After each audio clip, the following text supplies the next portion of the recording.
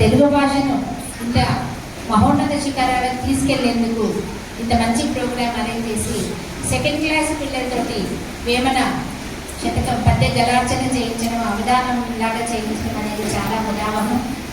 నేను అంతకుముందు మన చిన్న నాగేశ్వరరావు గారి స్కూల్లో కూడా ఈ ప్రోగ్రామ్కి అటెండ్ అవ్వడం జరిగింది.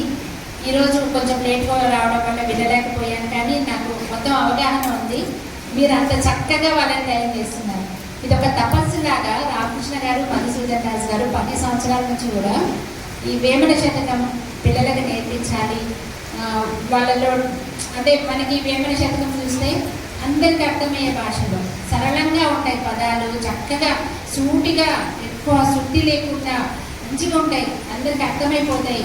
మన నిత్య జీవితంలో మనకు అడుగడుగునా ఉపయోగపడతాయి ఇవి.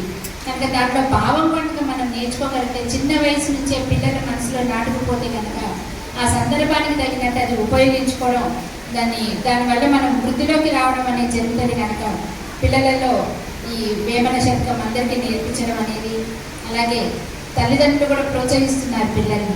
ఇప్పుడు అందరూ కూడా ఇంగ్లీషు చదువులలో మోజులో పడి మన మాతృభాష మర్చిపోవడం అనేది జరుగుతుంది. ముఖ్యంగా పేరెంట్స్, మా పిల్లలకి తెలుగు రాదండి, చదవడం రాదు, మాట్లాడడం రాదు, రాయడం రాదు అనేటప్పుడు చాలా బాధ వేస్తుంది. ఎందుకంటే మన మాతృభాష అమ్మ అనే దాంట్లో ఉన్న ఆనందం, అందం మమ్మీ అనడంలో లేదు కదా. అలాంటిది మన పేరెంట్స్ మనమే చెప్తున్నాం మన పిల్లలు తెలుగు రాదని గర్వంగా.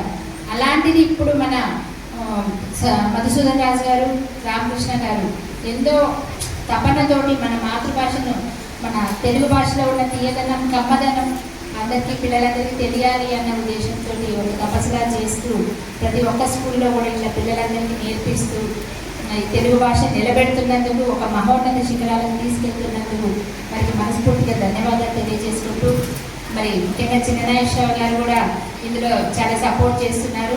అట్లాగే ఇప్పుడు మన పులి శ్రీనివాస్ గారు కూడా టాలెంట్ స్కూల్, మీరు కూడా ఎంతో సపోర్ట్ చేసి ఇట్లా మంచి ప్రోగ్రామ్ కండక్ట్ చేస్తున్నందుకు, పిల్లలందరినీ ప్రోత్సహిస్తున్నందుకు వారికి కూడా ధన్యవాదాలు సార్. మీరు చేసే ఈ ప్రయత్నం మేము చేసే చాలా స్వల్పము. మేము మీకు వెనుకుండి సపోర్ట్ ఇవ్వడమే కానీ మేమైతే ఇంత ముందుకు వచ్చి ఇంత చేయలేము ఆ పనుల ఒత్తిడిలో. కనుక మాకు ఏది చేతనైతే అంతవరకు కూడా మేము చేస్తాం మీకోసం ఖచ్చితంగా.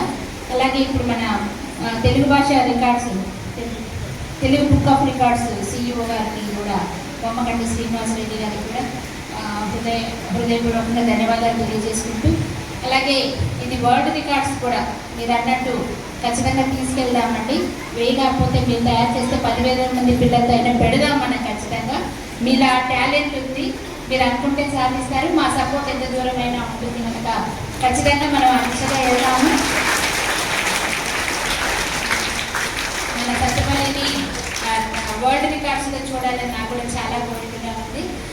పిల్లలు దయచేసి మీరందరూ ఇవి చదివాము చెప్పామని కాకుండా దీంట్లో ఉన్న మీనింగ్ కూడా అర్థం చేసుకొని, మరి ఎంత ఎదిగినా కూడా ఒదిగి ఉండాలనేది నేర్చుకోవాలి. మనం వినయం నేర్పించాలి. గుర్తుంచుకోండి, బాగా చదువుతున్నాము అనేసి మనకి గర్వం తలకెక్కకూడదు. ఈ పద్యాలు చదివినా కూడా మీకు అదే వస్తుంది. ఎంత ఎదిగినా ఒదిగి ఉండాలి, పెద్దల పట్ల భయభక్తులు ఉండాలి, వినయ విధేయతలు ఉండాలి. పేరెంట్స్ తర్వాత మనకి టీచర్సే ఒక దైవం, తర్వాత తల్లిదండ్రులు కనపడే దైవాలు, తర్వాత గురువులు మనకు దైవాలు. కనుక మనం గురువులను కూడా గౌరవించుకోవాలి. వాళ్ళు ఒక మాట అన్నా, ఒక చిన్నగా మనల్ని మందలించినా కూడా అది మన భవిష్యత్తు కోసమే, మనం బాగుండడం కోసమే. కానీ వాళ్ళకి ఏమైనా మన మీద కక్ష ఉండదు. మనకు మంచి మార్క్స్ వస్తే ఫస్ట్ ఆనందపడేది టీచర్స్. మరి కనుక మీరందరూ కూడా టీచర్స్ పట్ల కూడా, గురువుల పట్ల కూడా మంచిగా వాళ్ళు చెప్పేది వినాలి, వాళ్ళు చెప్పేది ఆచరించాలని మనస్ఫూర్తిగా కోరుకుంటూ, ప్రతి ఒక్కరు కూడా మీరు ఏదైనా సరే ఒక లక్ష్యం పెట్టుకోండి, ఒక టార్గెట్ పెట్టుకోండి. పెద్దగైన తర్వాత ఏం చేయాలి అనేది, దానికి ఎట్లా చదవాలి, ఎలా ముందడుగు వేయాలి అనేది మరి ప్రణాళికలు వేసుకుంటూ ఒక గోల్ పెట్టుకొని దాని విధంగా మీరు ట్రై చేస్తే ఖచ్చితంగా అవుతారు. నేను మీలాగే ఫస్ట్ క్లాస్లో ఉన్నప్పుడే నేను డాక్టర్ అవ్వాలనుకున్నాను. డాక్టర్ అవ్వాలంటే ఏం చేయాలి? ఇప్పట్లాగా మాకు ఇది స్కూల్స్ లేవు, ఇంతగా చెప్పేది లేదు.